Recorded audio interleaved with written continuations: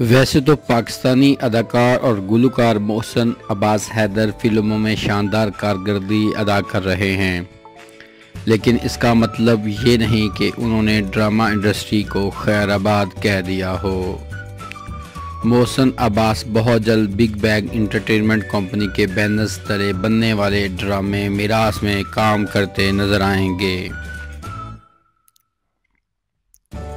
محسن کا کہنا تھا کہ اس ڈرامے میں حارث نامی لڑکے کا کردار ادا کر رہا ہوں، جو صرف اپنی بائیک پر گھومتا رہتا ہے۔ وہ جلد کسی بیرون ملک رہنے والی لڑکی سے شادی کرنا چاہتا ہے تاکہ وہ لندن جا سکے، جبکہ اس کی والدہ اس کے گاؤں کی ایک لڑکی سے اس کی شادی کروا دیتی ہے، جبکہ وہ باہر جانے کی خاطر ایک اور لڑکی سے شادی کر لیتا ہے۔